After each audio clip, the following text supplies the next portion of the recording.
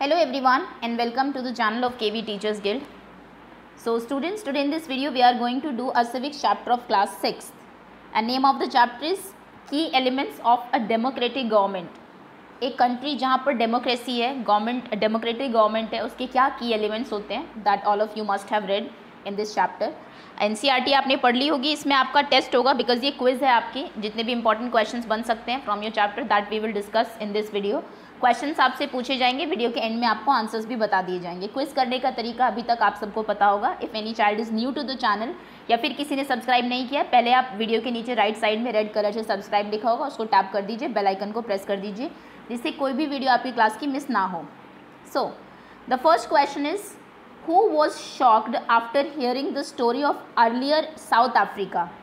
Earlier शुरू में south Africa की स्टोरी जिसको बताई गई थी कि नीको, तो कोई पर्सन है आपके चैप्टर में जो शॉक हो गया था सुन के कि ऐसा भी होता है किसी कंट्री में, वो कौन था. आपके ऑप्शन हैं ए माया नायडू, बी मायाज मदर, सी हेक्टर. कौन था जो कि अर्लियर साउथ अफ्रीका की स्टोरी सुनकर, पहले जो साउथ अफ्रीका में जिस टाइप की गवर्नमेंट थी, किस तरीके से लोगों ने स्ट्रगल किया वहाँ पर, शॉक हो गया था एकदम. माया नायडू, माया की मदर या फिर हेक्टर. जो भी आपका करेक्ट आंसर है लिख लीजिए कहीं पर, आंसर 1 ए बी और सी वॉट एवर, चाहे तो कमेंट सेक्शन में भी आप लिख सकते हैं. वीडियो के एंड में आपको सारे करेक्ट आंसर्स पता लग जाएंगे तो वहाँ से आइडिया हो जाएगा कितने अच्छे से चैप्टर प्रिपेयर्ड है आपका. Next question is what does apartheid mean. Apartheid का क्या मतलब है. आपके ऑप्शन हैं A allowed, B separation, C not allowed, D all of these. Apartheid actually ये साउथ अफ्रीका के उसमें ही यूज़ होता है, कंटेक्स्ट में ही. वहाँ की जो गवर्नमेंट थी, अर्लियर गवर्नमेंट, उसने लोगों को डिफरेंट रेसेस के अकॉर्डिंग डिवाइड किया हुआ था, जिसमें कि वो they have to live separately, अलग अलग वो लोग रहते थे. इस प्रोसेस को अपार्थेड कहा गया था. तो अपार्थेड का मतलब क्या है, literal meaning allow, separation, not allowed या फिर all of these. All of these तो पॉसिबल नहीं है एक वर्ड के सभी मीनिंग हो. Okay, next question is how were people of South Africa divided before independence. Independence से पहले अफ्रीका के लोगों को किस तरीके से डिवाइड किया गया था.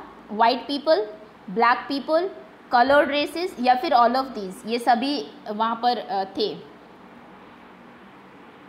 इंडिपेंडेंस से पहले, जैसे इंडिया की इंडिपेंडेंस आपको पता होगा हमारी 15 अगस्त 1947 को इंडिया इंडिपेंडेंट हुआ था, ऐसे अफ्रीका की इंडिपेंडेंस से पहले वहाँ के लोगों को किस तरीके से डिवाइड किया गया था, जिसको अपार्थेड कहा था उन्होंने, सेपरेट करना लोगों को. White people, black people, colour races या फिर सभी थे अलग अलग. Okay, next is what was the state of ambulances for black people in South Africa. South Africa में एम्बुलेंसेस जो थी ब्लैक लोगों के लिए वो कैसी थी, क्या स्टेट थी उनकी. फुल्ली इक्विप्ड, पूरे इक्विपमेंट्स थे उनमें, सब फैसिलिटीज़ अवेलेबल थी. नॉट इक्विप्ड, कुछ भी नहीं था, both A and B. This तो नॉट पॉसिबल, फुल्ली इक्विप्ड और नॉट इक्विप्ड एक साथ तो नहीं हो सकता, तो इसको छोड़ दीजिए. ए और बी में से ही बताइए आप. ब्लैक पीपल के लिए साउथ अफ्रीका में कैसी एम्बुलेंसेज हुआ करती थी जो फुल्ली इक्विप्ड थी, सभी सामान अवेलेबल थे उसमें, सभी इक्विपमेंट्स. नॉट इक्विप्ड, कुछ भी नहीं था. Okay, next question is what is the official language of South Africa. South Africa की ऑफिशियल लैंग्वेज क्या है. आपके ऑप्शन हैं A Zulu, B Hindi, C Sanskrit, D English. Official language क्या है साउथ अफ्रीका की. जैसे इंडिया की हम बात करें तो हिंदी है, तो साउथ अफ्रीका में क्या है, जुलू, हिंदी, संस्कृत और English. Okay, next question is when was Hector killed by the police bullets. किस डेट को हेक्टर मारा गया था पुलिस की बुलेट से. ये डेट एनसीईआरटी में आपको दी हुई है. आपके ऑप्शन हैं A 30 April 1966, B 30 April 1976, C 30 April 1986, 30 April 1996. What was the date when Hector was killed by police bullets? 1966 date तो सब में सेम है, तो डेट तो आप याद ही रखेंगे. 66 में ऐसा हुआ था, 76, 86 या फिर 96. Okay, next is who was the leader of African National Congress. African National Congress के लीडर कौन थे. आपके ऑप्शन हैं A Mahatma Gandhi, B Nelson Mandela, Pandit Jawaharlal Nehru, D Bill Clinton. Mahatma Gandhi, Nelson Mandela, Pandit Jawaharlal Nehru, Bill Clinton. Okay, answer last में आपको पता लग ही जाएगा। Next is when did Africa become a democratic country? India 1947 में हुआ था। अफ्रीका कब इंडिपेंडेंट हुआ था, आज़ाद हुआ था? आपके ऑप्शंस हैं ए 1947, 1948, 1984, 1994। इन विच ईयर, किस साल में अफ्रीका इंडिपेंडेंट हुआ था? 47, 48, 84 या फिर 94?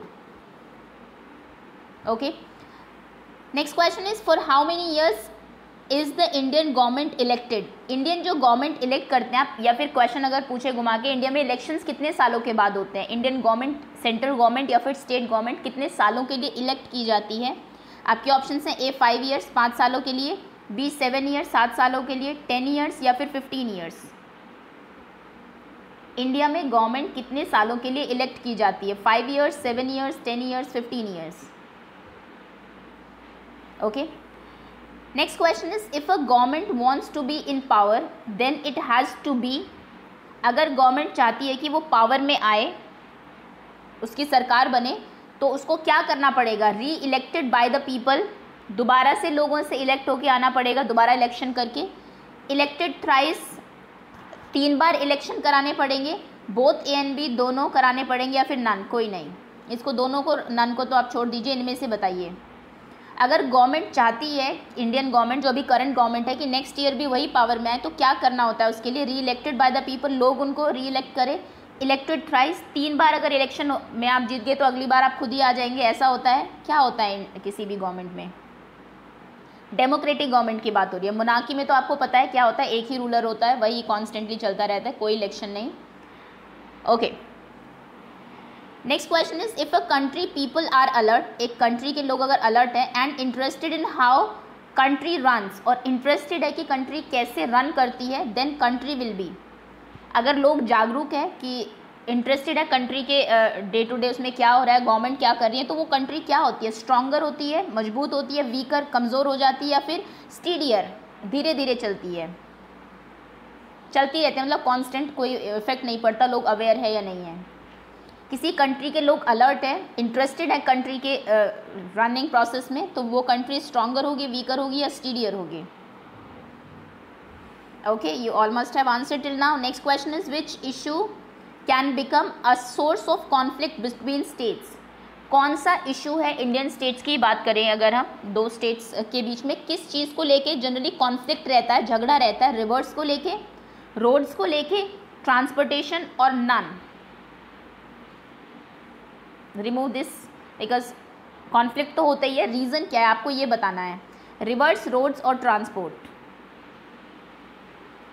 Okay, next question is the dispute between Karnataka and Tamil Nadu was for the water of river. आप जानते हैं रिवर, नदियाँ जो है, ऐसा नहीं है कि एक स्टेट में शुरू हुई एक में ख़त्म हो गई, वो 2-3 स्टेट से पास होती है। अब झगड़ा इसके ऊपर रहता है कि किसी जो स्टेट है कोई, उसने ज़्यादा पानी यूज़ कर लिया और यहाँ पर कम वो आने दिया।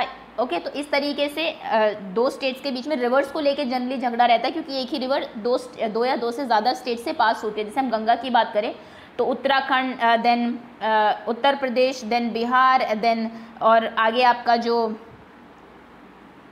वेस्ट बंगाल एंड ऑल, इन स्टेट से पास होके जाती है। तो उसके ऊपर, वैसे गंगा के ऊपर कोई डिस्प्यूट नहीं है, बट एक रिवर है जिसके ऊपर कर्नाटका में, तमिलनाडु में बहुत डिस्प्यूट है। वो रिवर का नाम आपको बताना है, Yamuna, Ganga, Mahanadi, Kaveri. I think easy होगा आप को, अगर थोड़ा सा मैप की जानकारी है। गंगा यमुना आप जानते हैं, साउथ, ये दोनों ही साउदर्न स्टेट है, कर्नाटका एंड तमिलनाडु नीचे है सबसे, तो नीचे गंगा यमुना तो जाती नहीं है, तो इनके पानी के ऊपर वो झगड़ा क्यों करेंगे। महानदी भी आपको पता है किस तरफ है, थोड़ा मिडिल में है, या फिर कावेरी, किस नदी के पानी को लेके कर्नाटका और तमिलनाडु में डिस्प्यूट है। ओके, आंसर लास्ट में पता लगेगा आपको। Next is which dam is used by Karnataka for irrigation? Karnataka में इरिगेशन के लिए किस डैम को यूज़ किया जाता है? कर्नाटका कैपिटल पता होनी चाहिए। आप कमेंट सेक्शन में मुझे कर्नाटका की कैपिटल बताएंगे। 6th क्लास के स्टूडेंट्स को सभी स्टेट्स की लोकेशन मैप में और कैपिटल ज़रूर पता होनी चाहिए। तो डैम बताइए आप, Krishna Sagar dam, Hirakud dam, Bhakra Nangal dam या फिर मोटूर डैम?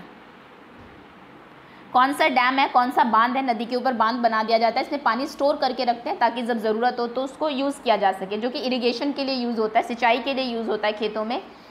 कौन से डैम का पानी है? कृष्णा सागर, हीराकुंड, भाखड़ा नागल या फिर मोटूर? और चारों डैम की लोकेशंस भी आपको पता होनी चाहिए कहाँ पर है ये। And the last question is, which agencies step in to promote justice by providing special provision that helps girls to overcome? Girls को स्पेशल प्रोविज़न देके उनको ऊपर उठाने के लिए, जैसे आपको पता है बहुत सारी चीज़ें करती है गवर्नमेंट, कहीं की भी 33% सीट्स गर्ल्स के लिए रिजर्व कर दी है ना। किसी भी उसमें अगर लोकल पंचायत के आपके इलेक्शंस होते हैं वहाँ पर लेडीज़ ही चुनाव लड़ सकती हैं। ऐसे कुछ प्रोविजंस लेके आता है कोई जो कि गर्ल्स को आगे बढ़ने के लिए प्रेरित करता है। तो कौन है वो? आपके ऑप्शन हैं, ए गवर्नमेंट, सरकार ऐसा करती है, सोसाइटी के लोग ऐसा करते हैं, डॉक्टर्स ऐसा करते हैं, या फिर कोई नहीं करता, नन। वो कौन सी एजेंसी है जो कि स्टेप्स लेती है, स्पेशल प्रोविजंस बनाती है ताकि गर्ल्स जो हैं उनके जो इनजस्टिस हुआ है उनके खिलाफ उसको ओवरकम कर सके, आगे बढ़ सके? गवर्नमेंट, सोसाइटी, डॉक्टर्स या फिर none? Okay, and here are the answers. जहाँ पर भी आपने आंसर्स लिखे क्रॉस चेक कर लीजिए, आपको पता लग जाएगा कितने आंसर्स आपके करेक्ट है, कितने अच्छे से चैप्टर आपने समझा है।